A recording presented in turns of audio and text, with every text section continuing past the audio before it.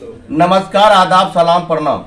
मैं मोहम्मद इरफान, आप देख रहे हैं तिरछी आंख न्यूज लाइव।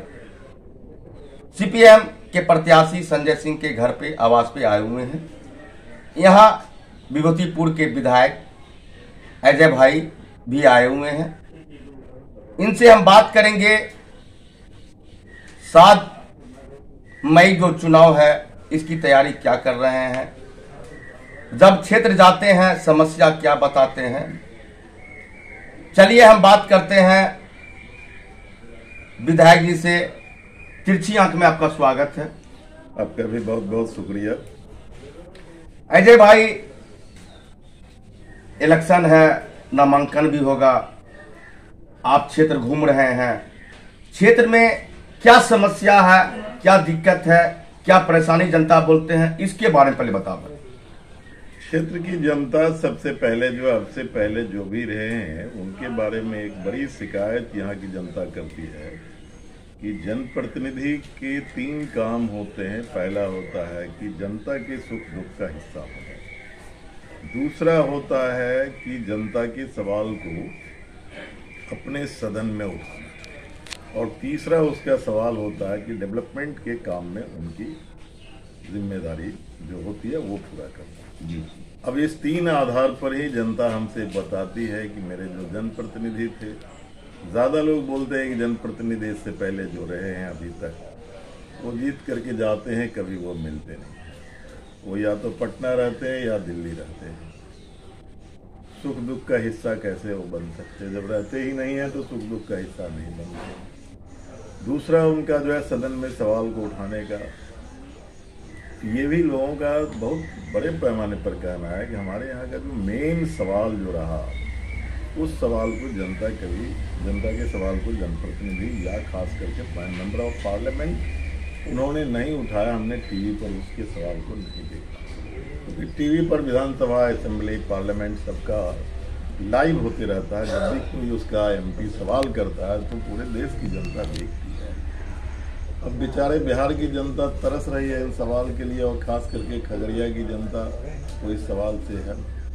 और फिर तीसरा जो सवाल है डेवलपमेंट का, तो डेवलपमेंट के बारे में भी ज़्यादातर खास करके जो रूरल इलाके हैं, देहात के सुदूर जहाँ पिछड़ापन ज़्यादा है, उन इलाकों की जनता जो है वो बिल्कुल, आज भी कई एक इलाके हैं जहाँ पर अभी सिमरी बख्तियारपुर का फोन आया था हमारे जो लोग हैं, वो नदी के रिवर बेड के अंदर 8 पंचायत है। वहाँ जाने का आप आज भी गाड़ी से नहीं जा सकते, आपको बाइक से जाना पड़ेगा। और इस तरह हमारा भी यहाँ पर देख लीजिए खगड़िया पर जो विधानसभा क्षेत्र है, आप जो है उत्तरी इलाके जो है ये बागमती नदी के उस पार में सोनमनकी तक तो रोड पर जाइएगा, लेकिन फिर उसके बाद जो लंबा कई पंचायत, कई गांव है जहां रोड नहीं है।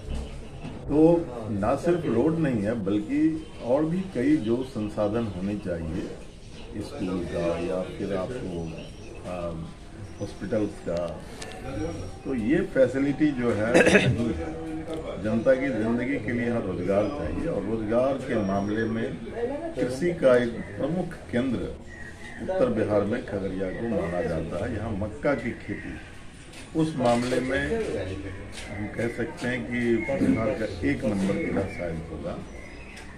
और मक्का आधारित जो है यहाँ पर जो है कोई आपका एक कारखाना नहीं है, उद्योग नहीं है, जिस वजह से लोगों को रोजगार की बड़ी समस्या बनी हुई है। मगर एक समस्या विधायक जी अपने खगड़िया में है, बाढ़ लेके आप सोमनकी साइड जाइएगा, बाढ़ आ जाती है और क्षति बहुत होता है। इस पर आज तक न कोई विधायक न कोई सांसद इस पर विचार विमर्श नहीं किए हैं। जनता जब जाते होंगे, आप जनता जरूर समस्या बताते होंगे, इस पर आप क्या विचार किए हैं, इस पर बात करें आप।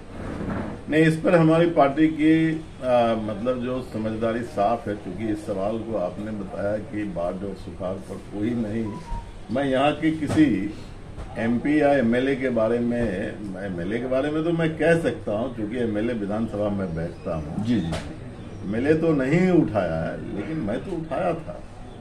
बाढ़ का स्थायी निदान के लिए मैं इस सवाल को उठाया था सदन में संजय, क्योंकि जल संसाधन विभाग का जो था बजट सत्र, तो उसमें मंत्री ने जो इसके बारे में बाढ़ से निदान के लिए जो रास्ता निकाला था वो रास्ता सही नहीं था।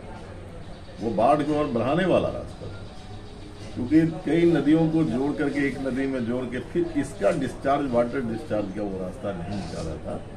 तो उस सवाल को मैं प्रमुखता से उठाया था, वो बहुत मजा था। खगड़िया में ये आपका कहना बिल्कुल सही है कि किसी जो जनप्रतिनिधि, देखिए मैं तो देखता हूँ जीत करके जाते हैं तो फिर उनके अंदर ये चिंता नहीं रहती है।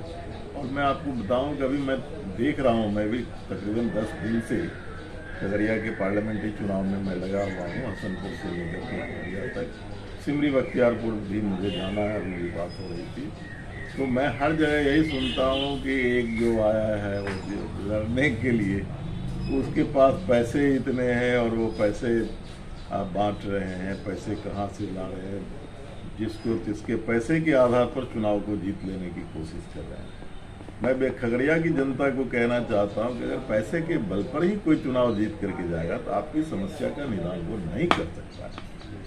और इतने वो विद्वान के उम्मीदवार भी हैं कि जिन्होंने, मैं सुना उनकी बाइट को कि मैं व्यवसायी हूं, मेरे पास पैसे हैं तो मैं पैसे के लिए मैं लूट नहीं करूंगा।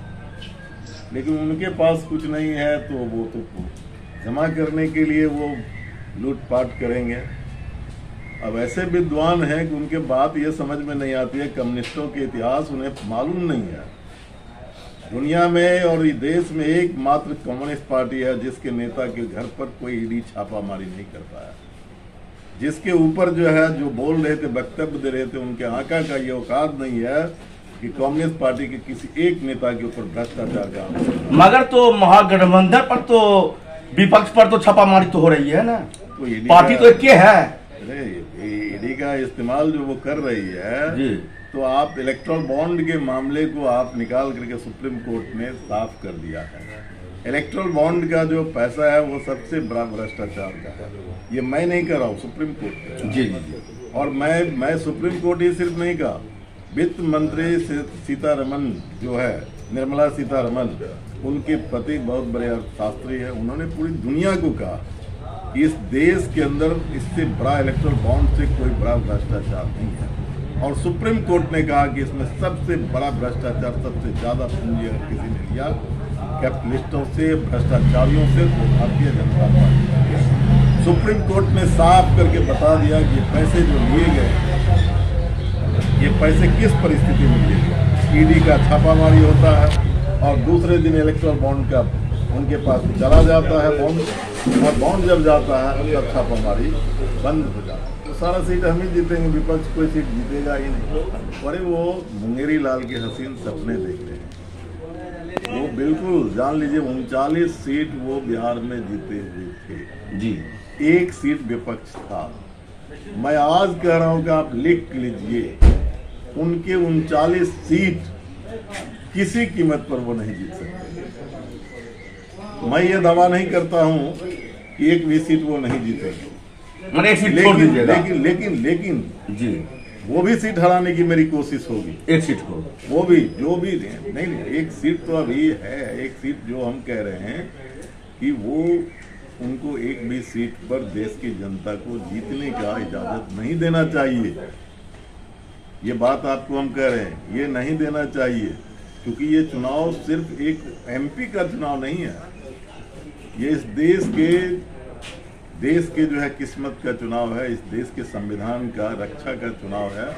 ये मुल्क बचेगा कि नहीं इस बात का चुनाव है। बाबा साहेब भीमराव अंबेडकर ने जो संविधान लिखा, जिस संविधान ने हमको अधिकार दिया, वो अधिकार हमारे पास रहेगा कि पूरी तौर पर डिमोलिश कर देगा, हमारा हाईजैक कर देगा, ये उसका। अरे खगड़िया के लोकसभा क्षेत्र के जनता को क्या संदेश देना चाहते हैं, कैसा प्रत्याशी चाहिए, इसके बारे में बताएं। खगड़िया के लोकसभा की जनता को मैं संदेश ये देना चाहता हूं कि आपके पास इस बार एक मौका है कि आप अपने सबसे सुलभ, आपके बीच रहने वाला, जो हर समय पूरी जिंदगी छात्र आंदोलन से लेकर के अभी तक की लगभग हम समझते हैं कि लगभग 35 साल की राजनीतिक जीवन जो संघर्षों में जिन्होंने बिताया, जो हर पल आपके बीच रहते हैं। कोई भी आदमी कहता है कि अगर स्टेशन से हमको हॉस्पिटल जाना है तो हम देखते हैं कि वो पार्टी दफ्तर में बैठे रहते हैं, अगर कचहरी जाना है तब भी मैं देखता हूँ कि वो रहते हैं। कोई भी आदमी कहता है वो स्कूटी से हर समय घूमते रहते हैं, जहाँ भी कोई घटना घटती है वहाँ जाते रहते हैं, हर जगह वो सुलभ मौजूद रहते हैं।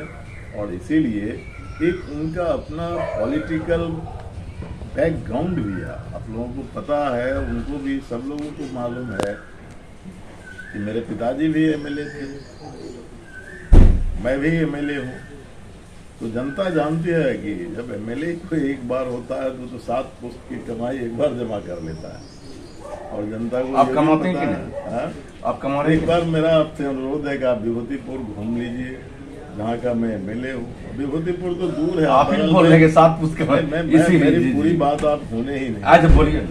तो आप नहीं, वहाँ तो इसी क्षेत्र के हसनपुर में चले जाइए तो जनता आपको कहेगा कि एक एमएलए है सीपीएम का, जिसके पास समस्तीपुर में 35 साल से रह रहा है, घर भी नहीं है, बारे के घर पर मैं रहता हूँ कंटिन्यू। इच्छा जिसके पास रहेगी कि नहीं पैसा के लिए हम एमएलए हैं, तब तो वो सब चीज वो लूटेगा। हम जनता के लिए हैं तो हमें जनता सर्वोपरि है। तो इसीलिए आप जो कहे कि आप कमाते हैं कि नहीं, तो मेरा आप निकाल लीजिएगा। चुनाव चिन्ह क्या है मेरा? मैं यहाँ हमारी पार्टी का चुनाव चिन्ह हसिया, हथौड़ा, तारा। मैं खगड़िया की सभी मतदाता भाइयों से अपील करता हूँ कि आप हसिया, हथौड़ा, तारा छाप पर वोट दे करके महागठबंधन के उम्मीदवार को, और आप अपने जो खगड़िया का बेटा है उसको, आप अपने बेटा को, अपने भाई को जिताइए।